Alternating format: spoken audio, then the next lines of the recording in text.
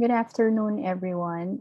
Thank you to PSA for having me this afternoon, and congratulations as well for a successful mid-year conference or convention. So I've been tasked to talk about acute postoperative pain management in children.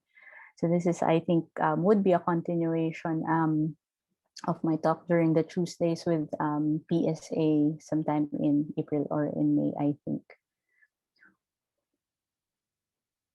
So for my objectives, it's mainly to answer our whys, why we have to do it, why we have to manage pain, postoperative pain in children, and when do we do it, when do we assess pain, how do we achieve pain assessment, and of course, what modalities do we use to manage pain in children. And as for our why, for us physicians, we have actually vowed to do no harm. And if we don't adhere to managing, or if we don't manage children's pain appropriately, it can be actually a violation of hospital policy, or could be a non-adherence to accreditation standards. Plus, unnecessary pain in children postoperatively causes stress amongst other healthcare workers looking after these children. For children and their families, it could mean longer recovery and hospital stays, and it doesn't end at that. When we are back to face-to-face schooling for kids, it can mean time away from school as well as time away from work for the parents. And other sequelae include chronic post-surgical pain and behavioral changes, which I would like to dig a bit more deeper in the next few slides. So for pain and behavior changes in children after having surgery, this one was published in 2012. I actually sent an email to one of the authors if I can have the full text to their journal, and they actually obliged. So very nice of Professor Linda Frank. So this is a descriptive study. N is 131 parents in children aged 2 to 12 years. It was found out that there is a high incidence of pain and behavior changes. 2 days after discharge, pain there still is pain in 93% of the respondents, in behavior changes were present in 73%. It decreases with time. So 4 weeks after discharge, pain decreases to 25%. And behavior changes to 32%. It's still almost half though. Associated factors that were identified were previous pain experience, child and parents' anxiety, as well as the parent or the parents' education. All right, now moving on to persistent post-surgical pain in children or chronic post-surgical pain. This is one of the possible sequelae of poorly managed post-operative pain. Its definition is pain that is at least 3 months of duration after surgery. It's not present, or it's different to any preoperative pain that existed. It's localized to the surgical site, or it's limited to the referred area. It is not attributed to any other cause, like a surgical complication or cancer. Unfortunately, it is associated with significant suffering and functional disability. It also is a burden on healthcare and economic resources. It's been thought to have both nociceptive and neuropathic components. And if you've seen this, some of these patients who you think might have CPSP, neuropathic pain descriptors are commonly reported. However, it may be really very difficult to precisely determine the nature of pain from history and examination alone. The risk factors that were identified were pre-surgical pain intensity, post-operative pain, as well as some psychological factors as well. So to support pre-surgical pain intensity as a risk factor, it was found out that scoliosis surgery patients with increased baseline pain took longer to recover. Also, those with high pain scores pre-op had worse pain scores at 2 to 5 years after the surgery. That's such a long time to have pain after surgery. Also, decreased functional ability plus pain prior to having surgery predicted increased pain long term. So for post-operative pain, it was found out that high pain scores in the first 24 hours post-operatively in thoracotomy and orthopedic surgery patients were associated with developing chronic post-surgical pain. Also, so that's 24 hours post-op. Now, what about after 24 hours? It's also found out that higher pain scores during the first 3 post-operative days and 2 weeks after scoliosis and pectus surgery predicted slower recovery and higher pain scores at 4 and 12 months. Still, again, a long time to have pain after surgery. The psychological, some of the psychological risk factors that were identified were child anxiety, child pain coping efficacy, and parental and pain catastrophizing and anxiety. For those who are familiar with chronic pain management, pain coping efficacy is actually one of the predictors of quick or fast recovery or poor recovery from chronic pain. Unlike the reports in the adult population, younger age is protective against chronic post-surgical pain, and gender has no effect. Now, I took a screenshot of some of the studies in a systematic review of aiming to establish a procedure-specific incidence of chronic post-surgical pain in children.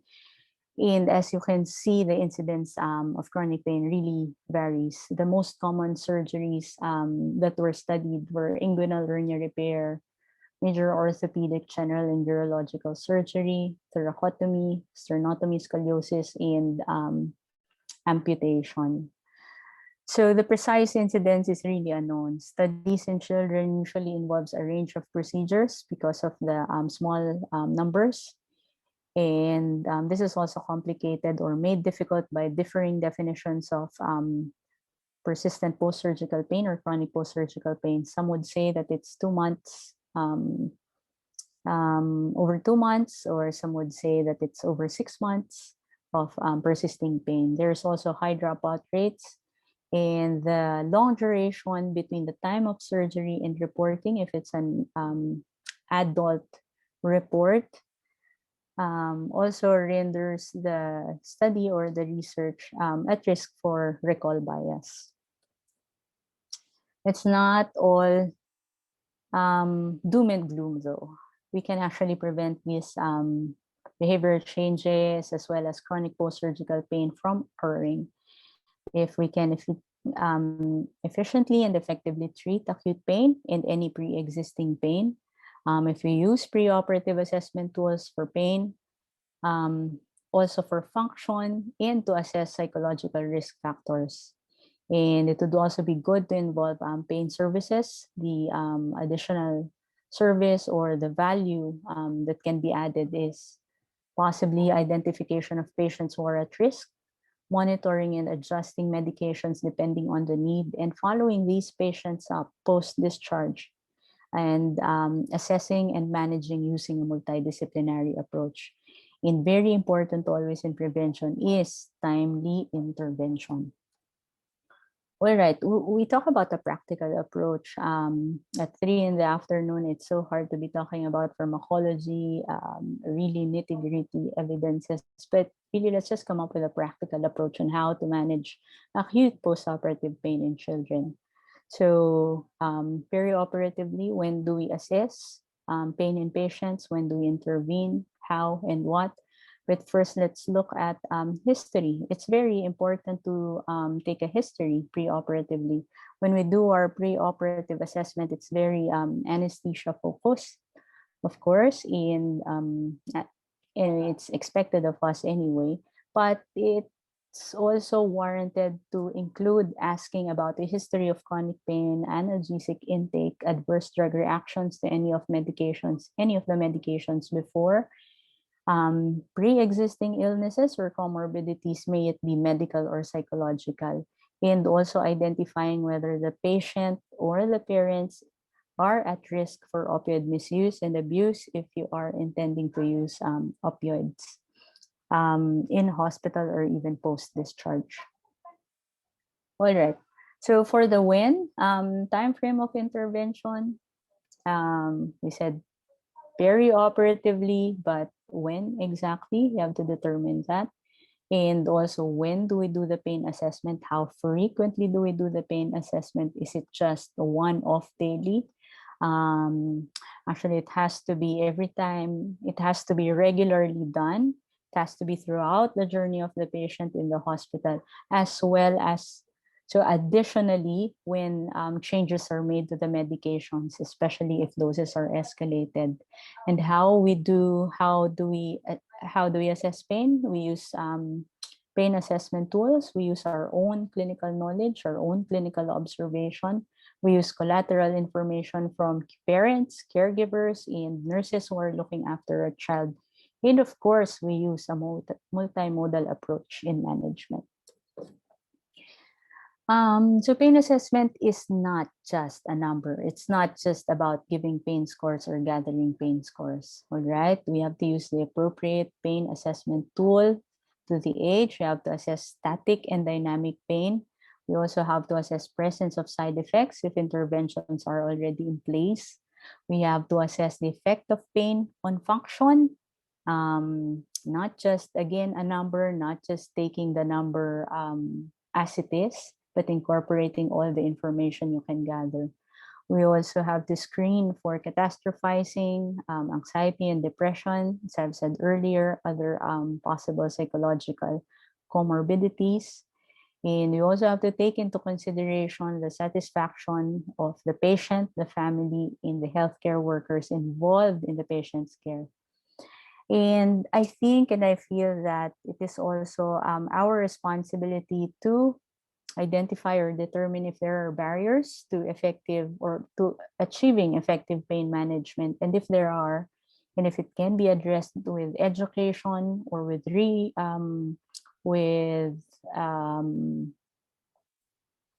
reassurance of the patient and of the parent, then that's something that we should be doing as well. So in the next few slides, I've just gathered some age-appropriate pain assessment tools that I've chosen for ease of administration. That's one. Easier to standardize because the anchors are all the same from 0 to 10. All right. So for the younger age group, we know that it is usually an observer rated pain assessment tool. So the key with observer rated scales or tools is the raters or the observers need to be trained so that observation is standardized. Okay, so for cries, it's usually observation of physiologic responses or parameters. So for FLAC, it's appropriate for children aged 1 month to 4 years of age. For younger trainees, FLAC stands for face, legs, activity, cry, and consolability. And these are all studied pain behaviors. The FLAC-R or the FLAC revised is appropriate for cognitively impaired children. So for cognitively impaired children, the caregiver is a very good resource. So pre-operatively, as much as possible, the inputs of the caregivers are asked. Usually ask them, are there any specific pain behaviors that you observe in your child? And then we add it. So in this particular slide, it's those that are italicized and in bold letters.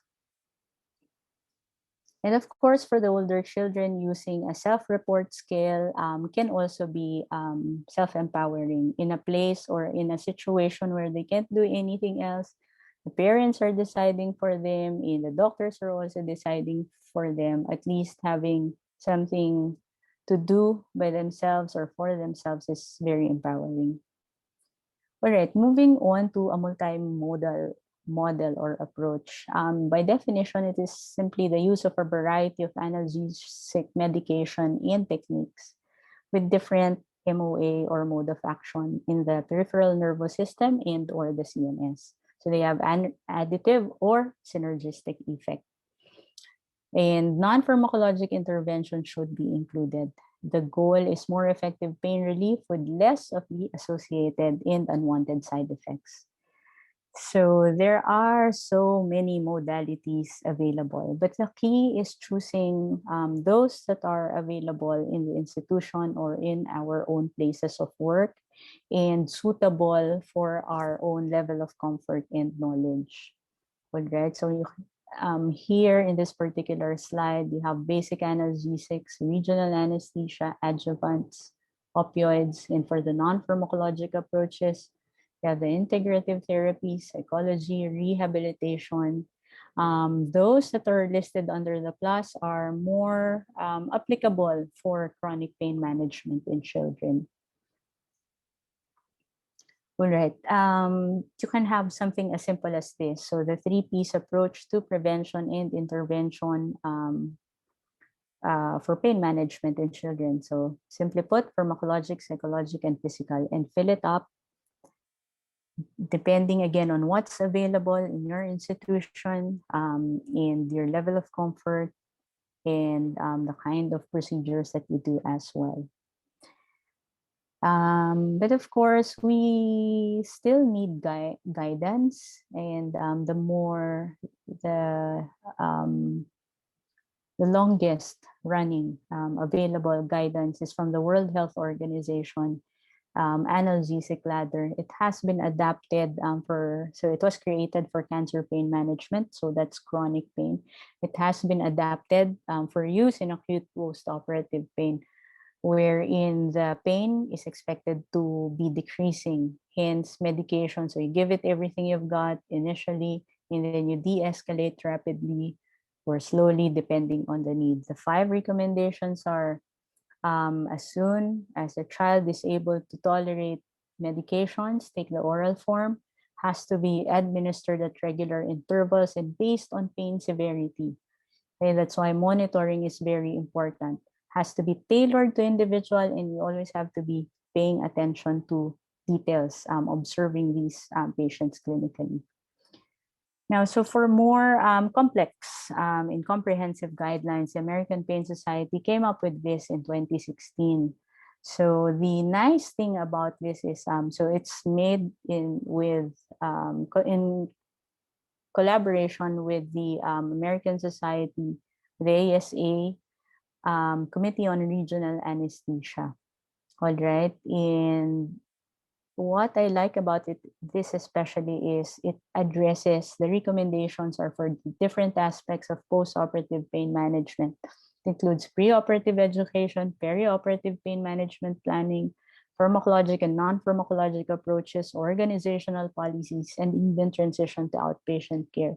The downside is it's not specific to children, so it's a combination of recommendations for both adult and children. So just some of the recommendations for preoperative planning or preoperative care is it has to be patient and family centered. We've already talked about a thorough history and PE. You have to facilitate a tailored plan. It has to be a shared decision making in partnership with the patient and the family. You have to establish treatment goals and not just promise a 0 pain score all the time. All right. And of course, also say that we are going to adjust pain management plans based on adequacy of pain relief and presence of side effects. Now, this one is more recent, just published in 2018 by the European Society of Pediatric Anesthesiology. So they call it a pain management ladder initiative, specifically this time for children. The nice thing about this is it ensures a basic standard. So from that basic standard, there are further steps wherein you can improve or build on that basic standard. It's also procedure specific. They provide recommendations for basic, intermediate, and advanced pain management techniques. They give instructions on how to use the guidelines or the ladder. But first, they recommend that you evaluate the current practices in the institution, get information regarding medications that used, administration practices, available assessment tools, pain scoring or outcome measures initially, and then reevaluating the efficacy or effectivity of all this before implementing a new set of guidelines or before using the recommended management guidelines. All right. I took I took a screenshot of a common surgical procedure in children, inguinal hernia repair. So this is for 1 month of age. So if you can see, there's a recommendation for basic level up to advanced level. So there's also an intraoperative and postoperative recommendation. So for intraoperative, we have in the advanced level the use of intravenous medications and also the use of ultrasound guided peripheral nerve blocks.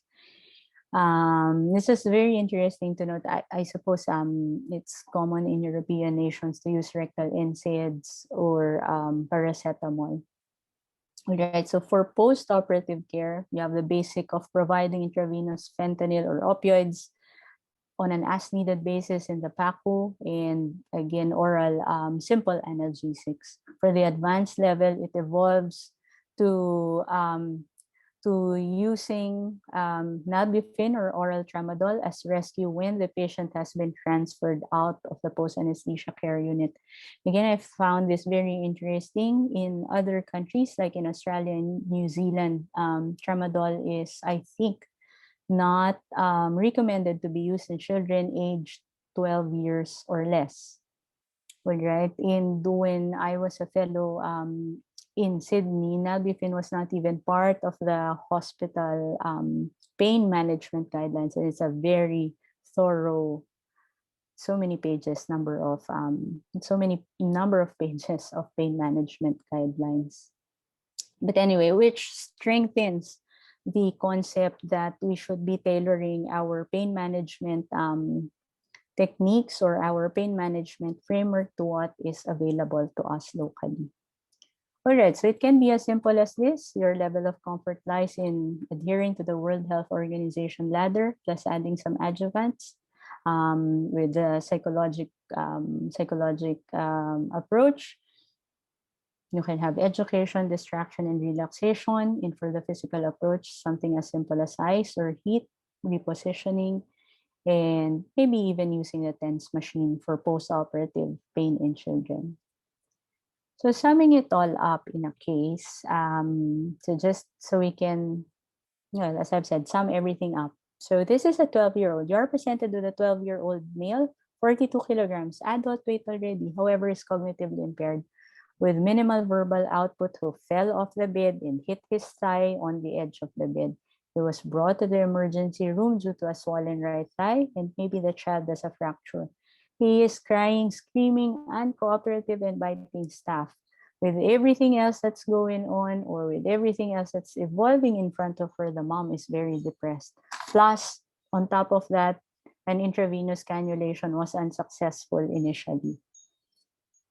So I get called. For example, I get called. I always, in distressing situations like this, it helps to have a framework in your mind before actually going in to see the patient. So I usually go in, plan ahead of time while walking to see the patient. I come up with goals.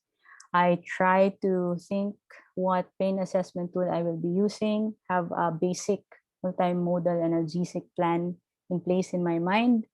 The doses, I'm already computing in my mind, and of course also thinking about the possible side effects. So for this particular situation, I want to shy away from the intramuscular route, because sticking a sharp needle on a child who's going ballistic is dangerous to the child and to the staff, the hospital staff or the healthcare workers as well. Intranasal fentanyl can be administered intranasally. It acts rather quick. It can be administered using a rubber stopper for safety, and using a blunt needle. So for the psychological approach, I can maybe talk to the parent when I'm done with this. or ask the nurse to usher the parent in a quiet room, and have someone talk to her if there is a social worker present. And then for physical, you just find a comfortable position for the child that will not worsen the fracture. All right. And then, sorry, going back to that, my goal is not just pain management. So my goal is to make that child comfortable also so that investigations can be done to confirm the diagnosis. So it's been confirmed there's a femoral fracture. Orthopedic plan is reduction with internal fixation. The anesthetic plan is GA with LA, with local anesthetic and opioid by the epidural catheter. All right, so what will be my next plan for this patient? So going back to my framework of goals, pain assessment tool, multimodal analgesia, doses, and knowledge of the possible side effects. It's already in place. There's an epidural infusion in place. But what can I add in case the pain is poorly controlled? So what additives can I put into the epidural catheter? So I can decide on using clonidine. I can also decide on giving oral adjuvants if the child is already tolerating oral intake in the form of gabapentin. For the psychological support for the child, I can ask the parent to find or to have someone bring an object of comfort for the child. This is very important in patients who are cognitively impaired. They have to be in a space that is familiar to them. The hospital setting is already unfamiliar. So try as best as possible to make it familiar to them with a familiar object and with familiar music. So physical positioning may still be appropriate. Icing may be appropriate if there is no cast in place. So right. So those are my simple and practical approach to managing acute pain and acute postoperative pain in children. And I just want to emphasize why it's very important to have a framework and why it's very important to keep updating ourselves, training other people, training healthcare workers when it comes to pediatric pain management. Right? There are many studies out there that aim to improve outcomes. With they always start with an audit prior to the intervention, and then an audit after implementation of the intervention. In the common concept or common findings are training and improvement of clinical processes also improve outcome. So for this particular study, this was done in Germany. They noticed that after implementation of changes in clinical processes, making pocket cards, I think, of medications that can be used, also making pain assessment tools readily visible.